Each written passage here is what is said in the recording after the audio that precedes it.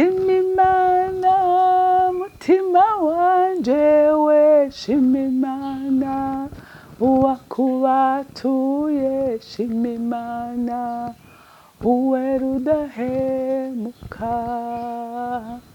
nari kure nta byiringiro namba nari mfise n'amasezerano y'ibizaza nari kure y'Imana ariko ubu nigijwe hafi n'amaraso ye ubu sinkigenda niganyira ndi umwana w'ihoraho yanguza amaraso ye arankunda bihambaye uwowe ntahinduka. Mwami Imana asubiye kuza imbere yawe ubugira kandi ngushima kandi ngushimagiza kuri Imana idahinduka, uri Imana idukunda, urukundo wadukunze mu kuduha umwana wawe umwe w'ikinege wari ufise mu ijuru ngo adupfire ku musaraba, n'uyu munsi urwo rukundo ntirurahinduka. Wowe ntuhindurwa n'ibihe, uhora uri umwizigirwa iminsi yose. None Mwami Imana ndaguhimbaza, ndagutazira, ndakuninahaza. Uri umuvyeyi mwiza, uri inshuti nziza, uri umutabazi mwiza, uri umwungere mwiza atugwanirira intambara buri munsi. Ushimagizwe kandi wubahwe muri byose na hose, mu izina ryawe ryera senze nizeye kuvyumvise, amen. Bakunzi bahori CANAAN TV, nukuri ndanezerewe muri kino gitondo ku bwanyu, ndanezerewe kubona ndosaka kanya ngo dupartage ijambo ry'Imana. Nukuri n'iby'igiciro kinini, jewe sindabifata ibisanzwe, kubona mfise n'abantu banyumviriza n'iby'igiciro kinini. Nukuri ndabishima Imana, namwe ndabashima Imana cyane. Imana ibampezagirire. Rero ijambo Imana impaye kubaganiriza uyu munsi ni ijambo rivuga ngo Imana ihagurukiye abaguhagurukiye ntibazosubira kuvyuka ukundi. Haleluya. Imana ihagurukiye abaguhagurukiye, ihagurukiye ibiguhagurukiye kugira ngo bisenye birangize ku buzima bwawe. Amen.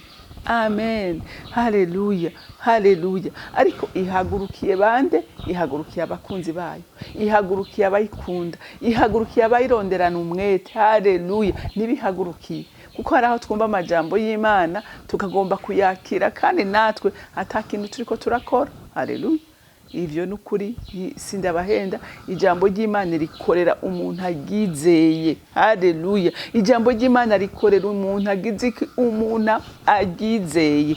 Reka rero dusome ijambo ry'Imana mu gusubira mu vyagezwe igice cya 33 turasoma umurongo w'11. Ewe uhoraho, hezagira inkomezi zarewe, wemere igikorwa c'amaboko yiwe, uzokwame uvunagura amafyigo yamukuriye hasi hamwe n'abamwanka kugira ngo ntibongere kuvyuka. Amen. Haleluya. Ndagusengera muri kino gitondo nanje nisengera. Haleluya. Ngo uhoraho ahezagire ibikorwa by'amaboko yawe. Haleluya. Ndagusengeye Imana data rugira byose ngo ihezagire uruvyaro rwo mu nda yawe. Ndagusengeye ngo Imana iguhezagire mu maja no mu maza. Haleluya. Ndagusengeye ngo Imana ihagurukire ibyari biguhagurukiye, igwanye ibyari bihagurutse kukugwanya kubw'imbabazi n'imbaraga zayo. Haleluya. Haleluya. Nijye usengesho ngusengeye wewe ukunda Imana, wowe uronderana Imana umwete, Imana igugirire neza. Haleluya. Ijambo ry'Imana muruvise ko rivuze ngo wewe uhoraho. Haleluya. Nguhezagira inkomezi zarewe. Haleluya. Nawe wisengere wivugire uti Mana hezagira inkomezi zanje. Haleluya. Inkomezi zawe n'uruvyaro rwawe nizo nkomezi zawe.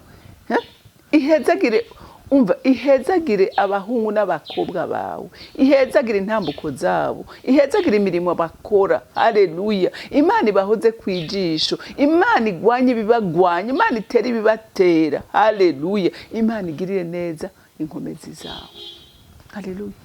Nawe ubwawe Imana iguhezagire, ikurinde, irinde intambuko zawe, ishigikira imigambi yawe, inezereze umutima wawe. Haleluya. Niryo sengesho nisengera, niryo ndagusengera Imana ngo ibikore kubw'imbabazi n'umutima w'urukundo wayo. Haleluya. Haleluya. Ngo wemere igikorwa c'amaboko yiwe.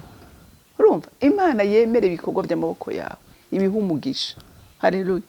Haleluya. Mbe murazi ko hariho abantu bakora ariko Imana ntiyemere ibikorwa byabo kubera atari ibikorwa bitunganye, ariko Imana yemera ibikorwa byabo, ibihagararemwo. Haleluya. Ibihagararemwo, ibihezagire. Ico ukoze ko cyose gihabwa umugisha n'Imana. Haleluya. Ico ukoze jeje ku kuboko cyose Imana icagure. Haleluya. Icagure kigere kure. Mbega hariho abantu usanga twidoga tukarira no mu bihe bigoye, kandi ababwire abantu b'Imana abari kumwe n'Imana bagirirwa neza. Isaka ngo yararimye mu gihe cy'ubugaragu, hari inzara, hari ibara ryaguye, abantu bose bunamye. Isaka kubwo kwizera no kuba ari inkoramutima y'Imana ngo arabiba, hewe ngo arimbura byinshi, ngo bitera n'ishari ababanyi biwe yabana n'Abafilisiti, ngo baramugirira ishari. Kubera iki? Kubera bavuga ati uyu yimbura gute no mu bugaragu. Rero n'inkoramutima z'Imana no mu bugaragu barimbura, no mu bihe bikomeye Imana igende ipfundira ikiganza cyayo igahezagira. Rero nawe muri iki gihe nyene ndagusengera Imana ipfundura ikiganza cyayo iguhezagire. Haleluya. Iguhezagire imirimo yawe, iyagure. Haleluya. Iyagure. Ngo uzokwame uvunagura amafyigo y'abankuriye hasi. Haleluya.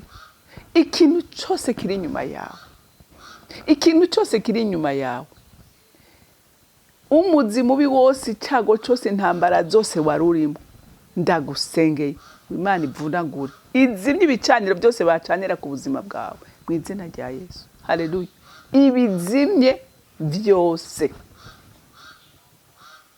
intambara warurimwo, Imana ubwayo yihagurukire ikugwanirire. Haleluya. Ihaguruke ku ntebe yayo, ihagurukane icumu n'akamita, isogota umwansi ahunge burundu, ntagasubire kukuvogera ukundi. Haleluya. Ivunagure ubutakivyuka. Haleluya. Umbe hajya umuntu avunitse ukuguru kuroroshe gukira, ariko umuntu avunitse mu mafyigo, muze mubaze, umuntu avunitse mu mafyigo kugira kire ntivyoroshe. Rero Imana ikora ikintu kizotuma umwansi yawe adasubira kuvyuka. Imana ikora ikintu ku buzima bwawe n'ubwanje ku buryo umwansi atazosubira kuvyuka. Ndarisubiyemo ubugira gatatu, Imana igukora iki nanje nkorera ikintu. Haleluya. Kizotuma umwansi aguhunga burundu. Haleluya. Haleluya. Aguhunga ntazasubire kwegera igicaniro cyawe. Ngo hamwe n'abamwanka kugira ngo ntibongere kuvyuka. Wavyumvise?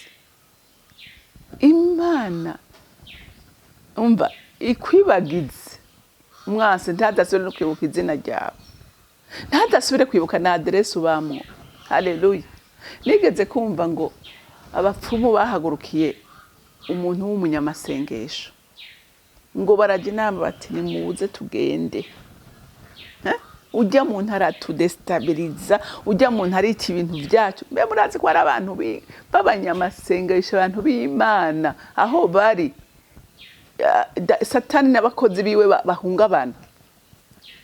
Baravuga ati tugende kumurondera. Ngo baraza, ngo bashitse bararondera inzu yiwe, ngo barayibura, basanga hasindutse ikiyaga. Mu rugo rwiwe bararubura.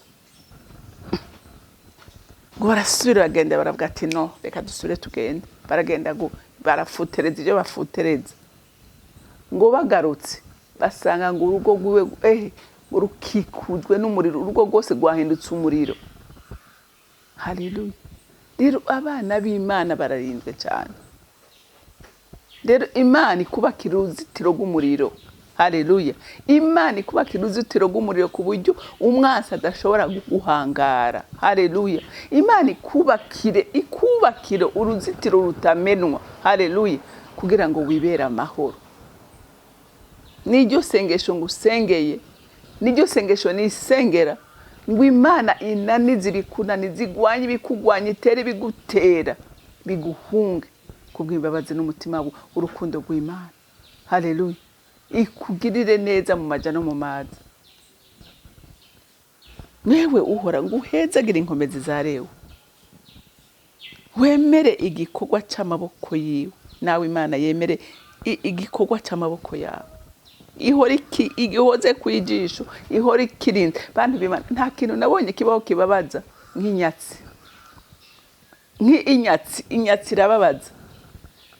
Imana ikurinda inyatsi, kuri inyatsi mu biganza vyawe. Agafaranga ukaronse ngizi ingwara zabaye. Agafaranga ukaronse ngicyo bana kabapfushije. Agafaranga ukaronse umva haraduka ibintu bituma udashobora kubika ifaranga ryawe. Ndasenze ngo Imana nyene amahoro, Imana nyene uburinzi, irinde ubutunzi bwawe. Irinde ubutunzi bwawe, irinde ubutunzi bwanjye kuri nyatsi mu biganza byacu mu izina rya Yesu. Kuko usi umugambi w'Imana n'umugambi w'umwasi. Umwasi niwe akunda kunyaga abana b'Imana. Ariko Imana ishire kirazira mu biganza byawe.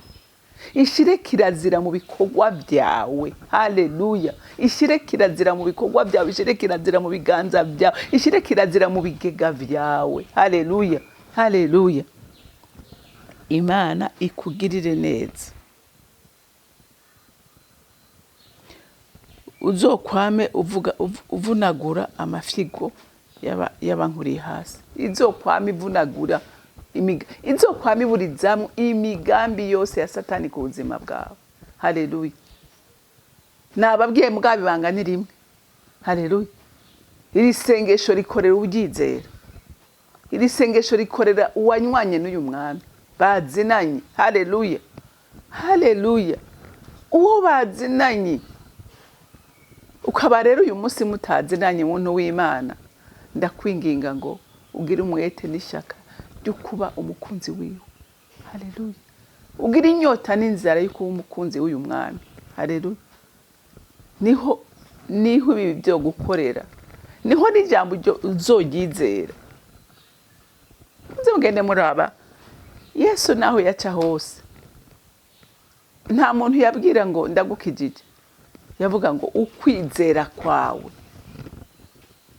Yavuga ngo ukwizera kwawe kuragukijije.